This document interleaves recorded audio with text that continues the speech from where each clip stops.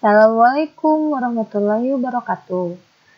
Bertemu lagi dengan saya Fenty Lianti, masih di Matematika kelas 7.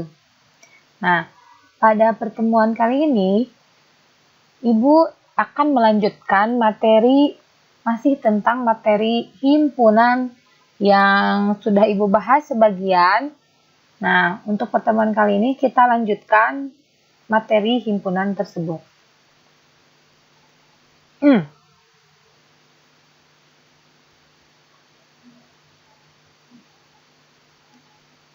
Nah, pada pertemuan hari ini, kita akan membahas subtema yang ke-6, yaitu tentang diagram Venn. Nah, kenapa disebut diagram Venn? Ini hanya sebatas pengetahuan ya. Diagram Venn ini dulunya diperkenalkan oleh seorang pakar matematika Inggris yang bernama John Venn.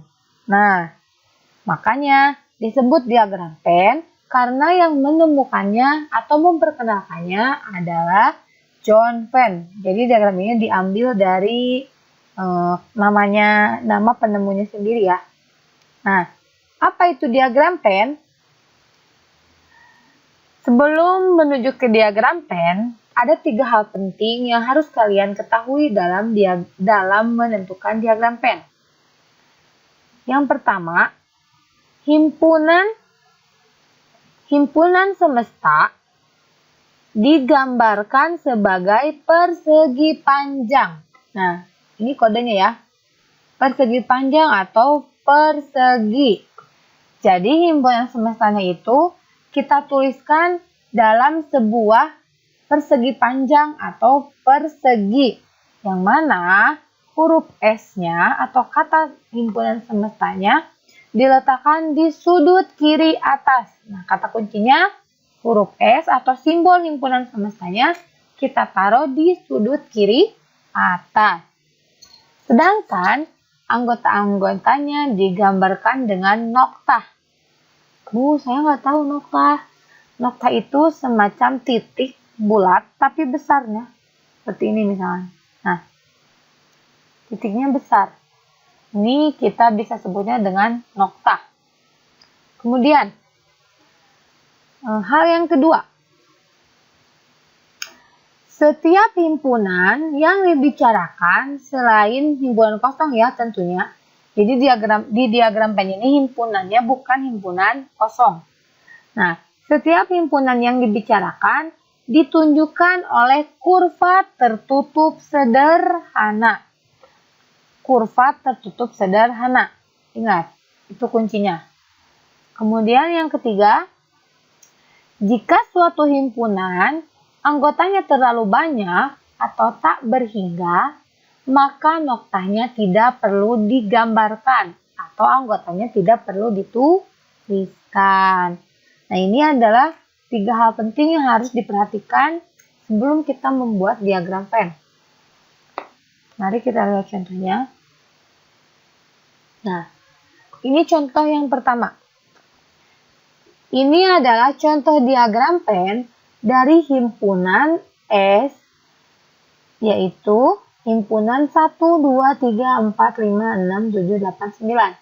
Nah, semestanya itu adalah himpunan yang terdiri dari angka 1 sampai 9. Kemudian ada himpunan A yang anggotanya 1, 2, 3. Dan ada himpunan B yang anggotanya 4, 5, 6. Nah, lihat di sini ya. Kita bikin dulu sebelumnya yaitu sebuah persegi panjang atau persegi. Nah, di mana di dalam persegi panjang atau persegi ini ada semua anggota dari himpunan semesta. Nah, mulai dari angka 1 sampai 9 akan ada di dalam kotak persegi panjang ini. Dan tadi ingat, simbol S atau semestanya kita taruh di sudut kiri atas. Nah, ini semesta. Jadi artinya dalam kotak persegi ini adalah himpunan semesta yang terdiri dari 1 sampai 9. Nah, kemudian ada himpunan A.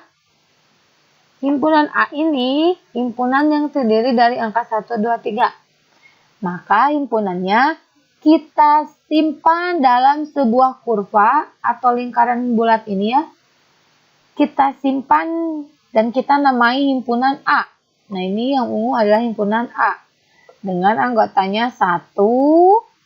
Ingat, setiap anggota dituliskan dengan memakai noktah. Nah, ini titik-titik yang hitam ini disebut noktah. Kita tulis 1, 2, dan 3. Tapi ingat harus memakai noktah. Kemudian himpunan B. Terdiri dari himpunan 4, 5, 6. Kita bikin kurva yang kedua dan kita beri nama B. Kita tulis anggotanya 4, 5, 6.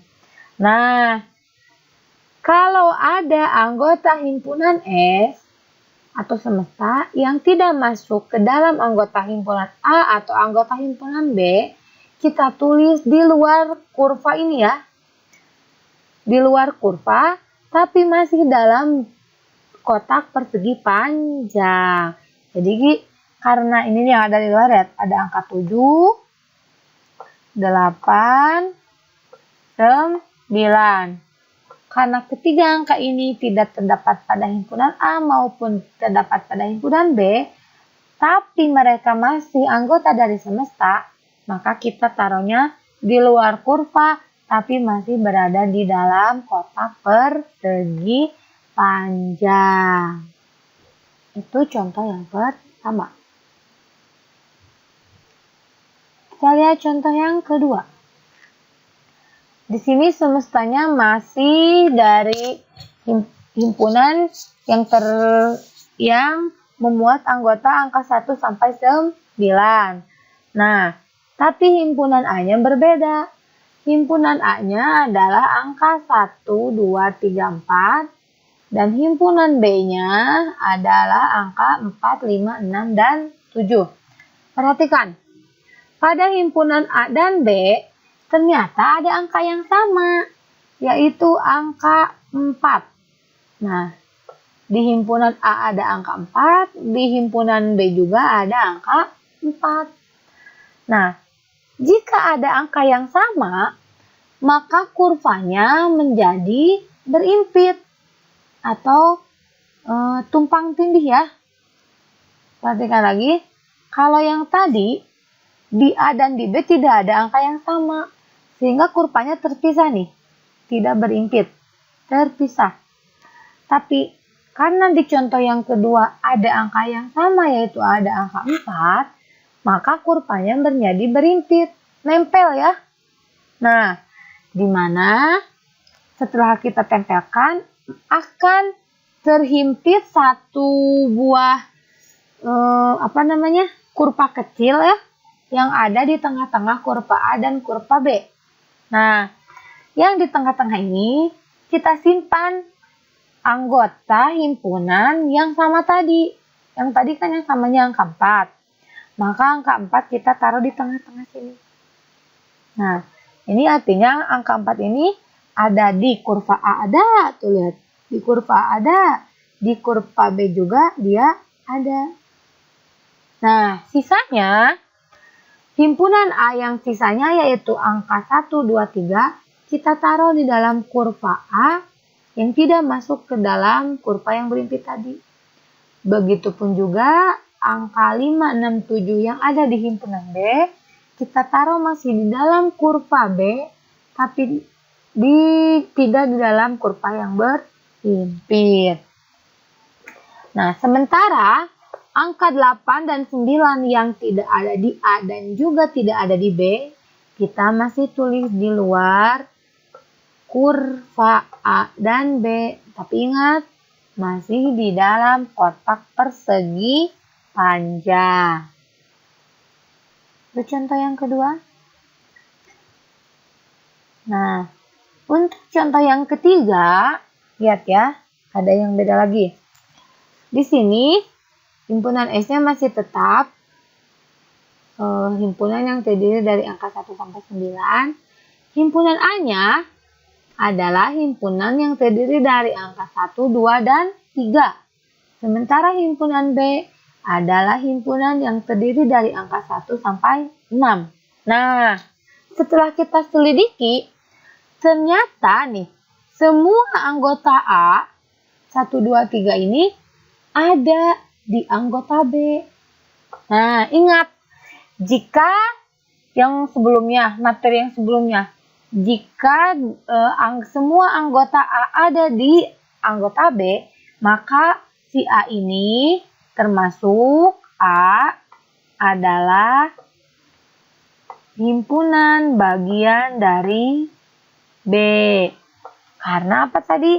Karena semua anggota A ada di anggota B. Maka cara membuat diagram pengnya berbeda dengan yang tadi. Lihat ya. Si kurva A yang terdiri dari angka 1, 2, dan 3 ini, dia bukan hanya berimpit lagi, tapi dia ada di dalam kurva B. Nih lihat, si kurva A-nya ini ada di dalam kurva B. Kayak telur ceplok ya. Yang kurva A ini bisa kita sebut kuning telurnya ya. Nah, ini sisanya putih telurnya. Nah, yang kuning telur ini adalah bagian dari himpunan B. Nah, sisa himpunan B yang tidak termasuk himpunan A, kita taruh masih di dalam kurva B, tapi tidak di dalam kurva A. Sisanya 7, 8, dan 9 kita taruh di luar kurva A dan B, tapi masih di dalam semesta atau persegi panjang. Itu contoh yang ketiga. Contoh yang keempat. Nah, kalau contoh yang keempat, himpunan semestanya masih tetap sama, angka 1 sampai 9. Himpunan A-nya angka 1, 2, 3, 4. Himpunan B-nya juga angka 1, 2, 3, 4. Nah, lihat, perhatikan. Ternyata anggota A dan anggota B-nya sama.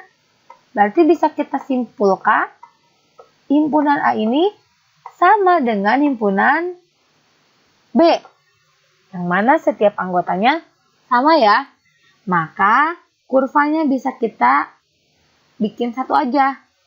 Tapi penulisannya dengan dua himpunan, yaitu A dan B. Dan anggotanya ditulis satu kali aja.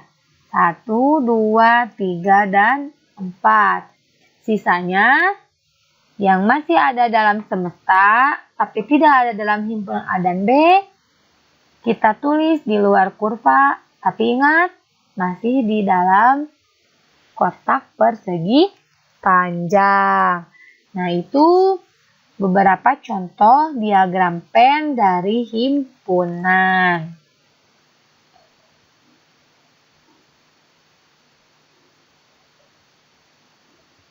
Nah, yang ketiga, yang ketujuh. Yang ketujuh adalah kita akan mempelajari tentang irisan. Nah, apa itu irisan? Kita lihat di sini ya.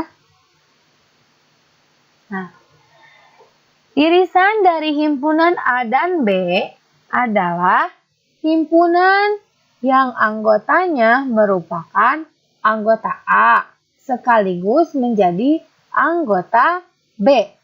Nah, apabila dituliskan dengan notasi pembentuk himpunan, maka cara penulisannya A ini seperti U terbalik atau misalkan disebut juga N boleh.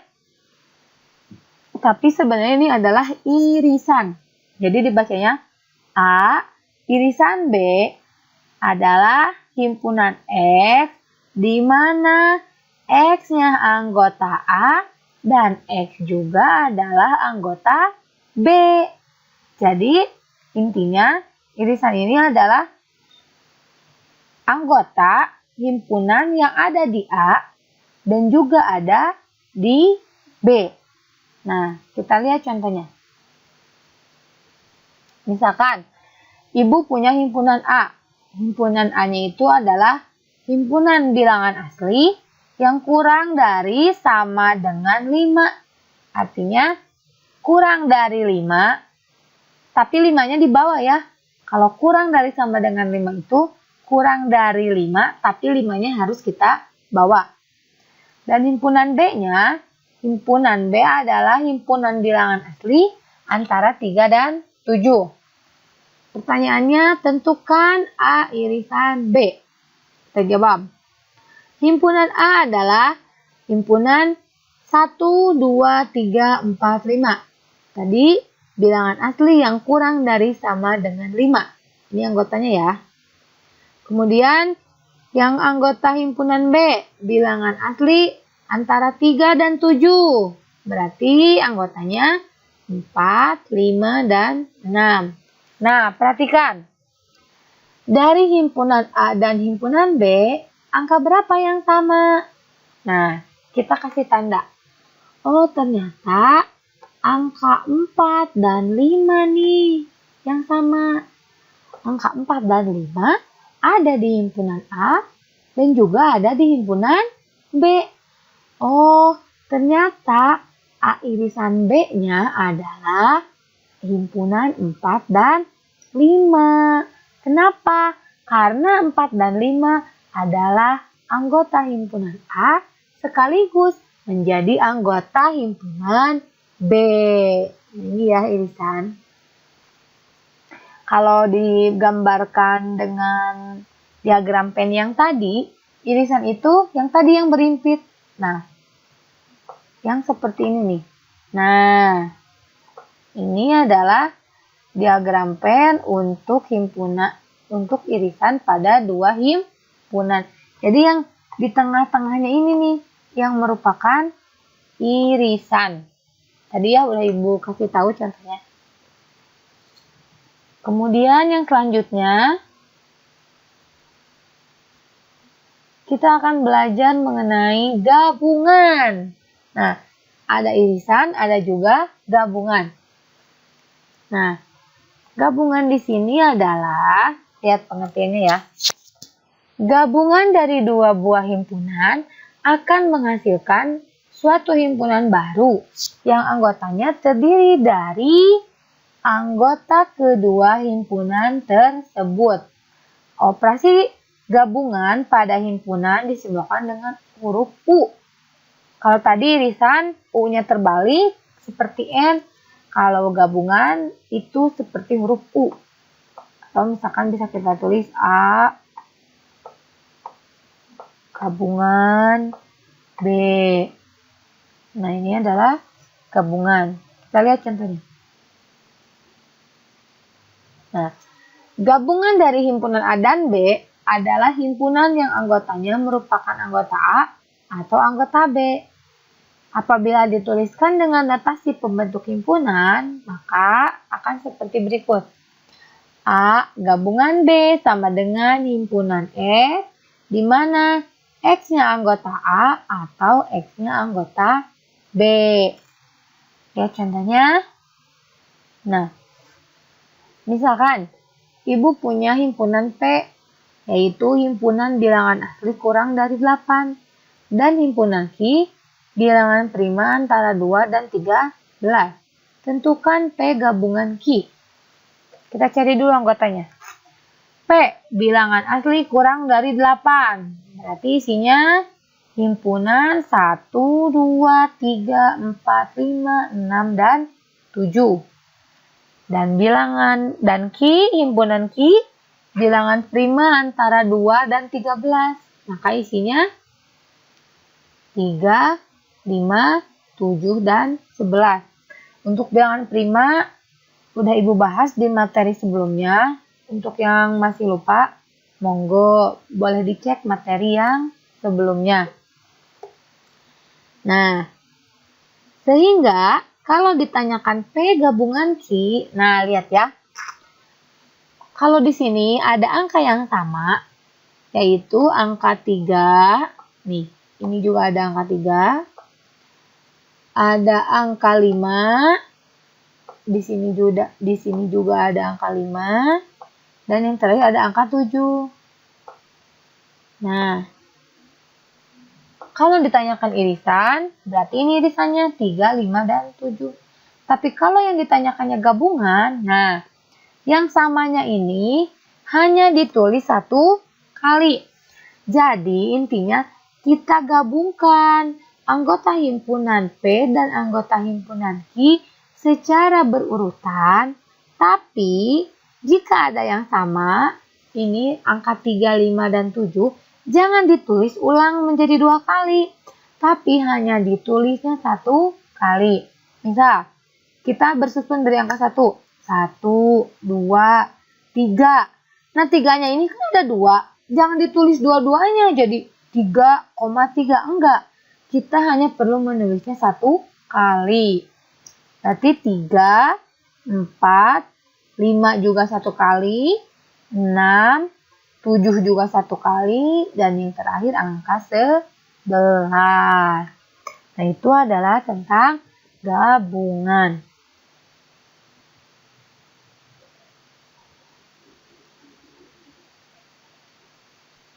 Nah, yang selanjutnya yaitu tentang komplement. Nah, apa itu komplement?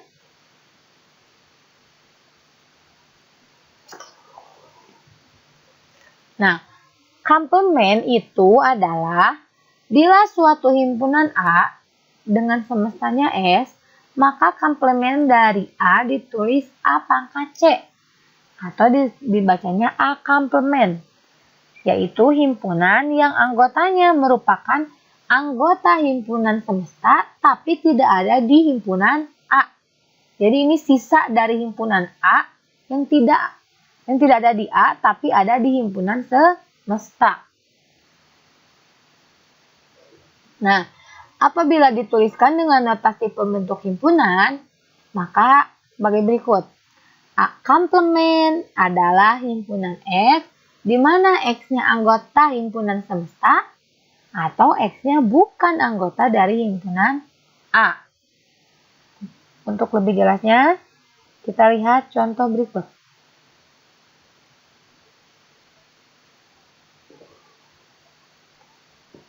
Nih, sini. Misalkan ini ada himpunan semestanya itu 1, 2, 3, 4, 5, 6, 7. Dan Q-nya itu 2, 3, dan 4.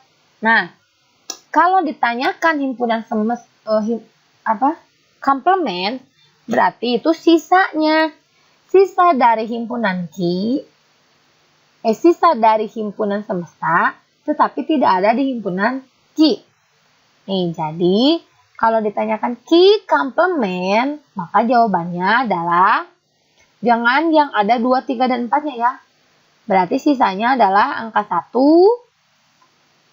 terus 5, 6, dan angka 7.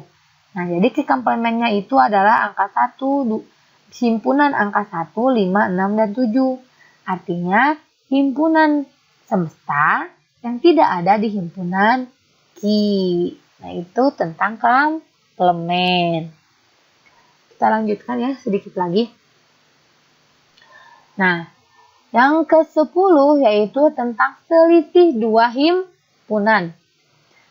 Nah, yang kita tahu, kalau kita mendengar kata selisih, artinya adalah pengurangan atau dikurangi. Nah, sama. Di himpunan juga, selisih 2 himpunan itu adalah pengurangan. Ini lihat pengertiannya. Selisih atau difference himpunan A dan B adalah himpunan yang anggotanya semua anggota dari A, tetapi bukan anggota dari B. Nah, selisih himpunan A dan B ini dinotasikan dengan A dikurangi B atau A garis miring B. Dengan notasi pembentuk himpunan dituliskan A dikurangi B adalah himpunan X, di mana X-nya anggota A, tetapi X bukan anggota B. Begitupun juga sebaliknya.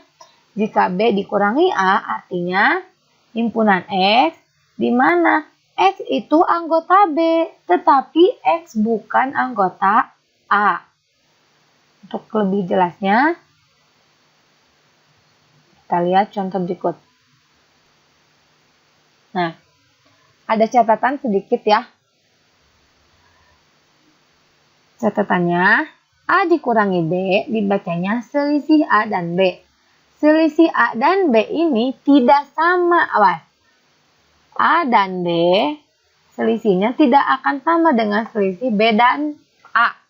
Jadi tidak berlaku kebalikan ya. A dikurangi B belum tentu sama dengan B dikurangi A.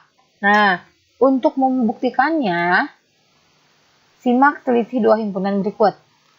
Misalkan, ada himpunan A yang terdiri dari himpunan A, B, C, D, dan ada himpunan B yang terdiri dari himpunan A, C, F, G.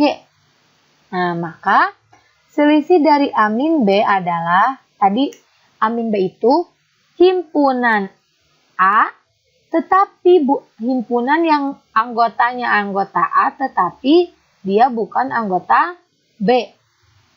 Ya, A min B itu tadi X-nya itu anggota A, tetapi X-nya bukan anggota B. Nah, kita lihat. Di sini anggota A-nya adalah A, B, C, D. Kita kurangkan dengan A, C, F, G. Nah, anggota A yang bukan anggota B berarti yaitu huruf B dan D. Maka jawabannya B dan D. Kenapa? Karena B dan D yang ada di anggota ini tidak ada di anggota B. Sementara A dan C ada di anggota B. Jadi sisanya ya. Sisa dari anggota A yang tidak ada di anggota B. Nah, kalau kebalikannya, selisih B dan A adalah B kurangi A. B-nya itu A, C, F, G, dan A-nya A, B, C, D. Artinya, anggota B yang bukan anggota A. Berarti apa jawabannya? Berarti jawabannya adalah F dan G. Karena A dan C ada di anggota A. Sementara F dan G tidak ada di anggota A. Nah, jadi berdasarkan pemaparan tadi, anggota bahwa selisih A kurangi B ini tidak sama dengan B dikurangi A. Jadi tidak berlaku kebalikan ya.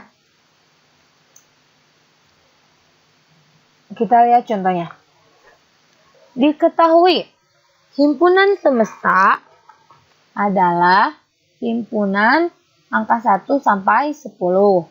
Ini himpunan semestanya ya. Jika P-nya adalah himpunan 2, 3, 5, 7 dan Q-nya adalah himpunan 1, 3, 5, 7, 9, tentukan anggota S kurangi P, kemudian anggota P kurangi Q, dan anggota Q kurangi P. Kita lihat di sini. S dikurangi P. Kita tuliskan dulu. S-nya itu himpunan angka 1 sampai 10 dan P-nya 2, 3, 5, 7. S dikurangi P artinya anggota S yang bukan anggota P. Berarti sisanya. Sisa dari anggota S yang tidak ada di P. Berarti sisanya adalah 1, 4, 6, 8, 9, dan 10. Kemudian P min Q. P-nya 2, 3, 5, 7. Q-nya 1, 3, 5, 7, 9. Nah, anggota P yang bukan anggota Q. Berarti isinya adalah 2 saja. Maka isinya adalah himpunan angka 2. Yang terakhir, Q min P. Atau selisih anggota himpunan Q dan himpunan P. Q-nya 1, 3, 5, 7, 9. P-nya 2, 3, 5, 7. Anggota Q yang bukan anggota P adalah 1 dan 9. Nih, lihat ya. P min Q dengan Q min P ternyata isinya tidak sama ya. Terbukti bahwa tidak berlaku kebalikan pada selisih. Itu tentang selisih dua himpunan. Nah, materi yang terakhir. Masih semangat ya anak-anak? Materi yang terakhir yaitu tentang penerapan konsep himpunan. Kita akan menyelesaikan masalah sehari-hari menggunakan konsep himpunan. Kita coba lihat contohnya ya. Nih, fokus ya. Kita harus fokus karena di sini kita menggunakan rumus. Jadi kalian harus teliti, fokus agar kalian bisa lebih memahaminya. Misalkan, suatu kelas terdiri dari 42 orang. Dalam satu kelas ada 42 orang. 20 orang gemar matematika. Dan 25 orang gemar IPA. Berapa orang yang gemar kedua-duanya? Nah, yang ditanyakan, berapa orang yang gemar IPA dan gemar matematika? Nih, Ibu kasih kode ya. Kalau misalkan ada soal yang menanyakan gemar kedua-duanya, berarti kita akan memakai irisan dan diagram Venn yang kita gunakan juga yang tadi ya, yang berimpit. Kita lihat penyelesaiannya. Diketahui banyak siswa tadi ada 42 orang. 20 orang gemar matematika dan 25 orang gemar IPA. Maka berapa yang gemar kedua-duanya? Nah, jawabannya pertama-tama kita misalkan bahwa banyaknya siswa yang gemar matematika dan IPA adalah X. Nah, kita misalkan dengan simbol X. Kemudian, agar lebih mudah, kita gambarkan diagram Venn dari kasus tersebut. Ingat tadi kata kuncinya, kalau ada soal yang menanyakan gemar kedua-duanya, maka kita gunakan diagram Venn yang berimpit atau yang irisan. Nah, ini Ibu gambarkan diagram Venn-nya. Seperti tadi, bikin dulu persegi atau persegi panjang. Simbol S-nya ada di sudut kiri atas. Nah, karena gemar kedua-duanya, maka diagramnya yang berimpit ini ya. Diagram tadi ini contoh diagram yang kedua, yang berimpit. Nah, tadi kan sudah dimisalkan di sini. Misalkan banyak siswa yang gemar matematika dan IPA adalah X.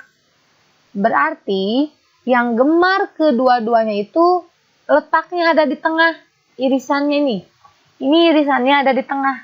Kita simbolkan dengan huruf X.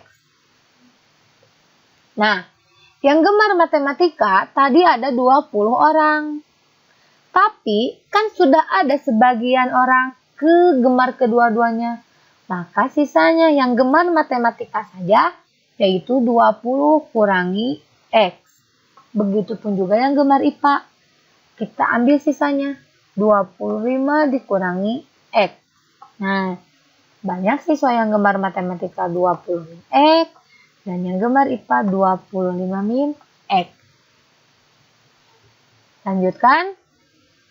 Nah, selanjutnya kita akan mencari nilai X-nya. Jadi intinya nilai X-nya itu didapat dengan cara kita menjumlahkan semua suku yang ada di pemisalan diagram Venn. Ya, kita jumlahkan 20 min X, X, dan 25 min X. Lihat ya. Nah, 42 di sini diambil dari total jumlah siswa yang diketahui. Ada 42. Sama dengan 20 min X. 20 min X ini adalah yang gemar matematika. Ini yang gemar matematika. Kemudian ditambah X. X ini adalah yang gemar kedua-duanya.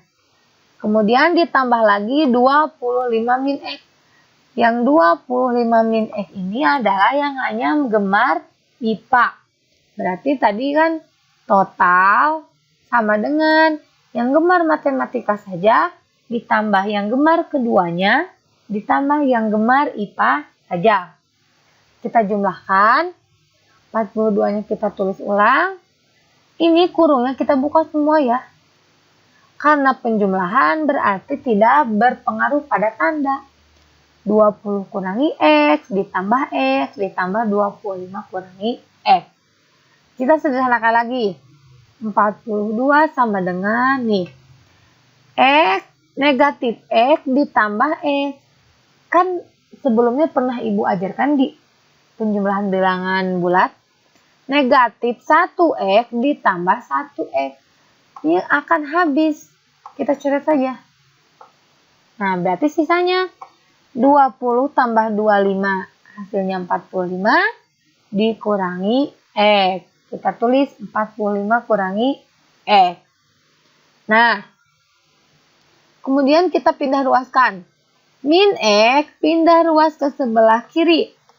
Artinya yang negatif tandanya berubah jadi positif. 45 tetap ada di kanan. Jadi tandanya tetap positif. 42 juga kita pindahkan. Nih, 42 kita pindahkan. Yang asalnya positif jadi dikurangi atau jadi negatif. Maka X sama dengan 45 kurangi 42 isinya 3. Nah, dengan demikian kita peroleh bahwa siswa yang gemar matematika dan IPA adalah 3 orang, atau X-nya adalah 3. Nah, itu adalah contoh soal dalam kehidupan sehari-hari yang dikerjakan menggunakan konsep himpunan. Alhamdulillah, akhirnya materi tentang himpunan dari awal sampai akhir telah Ibu bahas. Mudah-mudahan kalian bisa lebih memahaminya, dan untuk lebih bisa memahaminya, caranya adalah dengan mengerjakan LK-LK yang sudah Ibu berikan. Mudah-mudahan kalian bisa akan lebih bisa mengerjakannya jika kalian lebih fokus memperhatikan video penjelasan dari Ibu yang sebelum-sebelumnya. Mungkin sekian yang dapat Ibu sampaikan. Terima kasih atas semua perhatiannya. Assalamualaikum warahmatullahi wabarakatuh.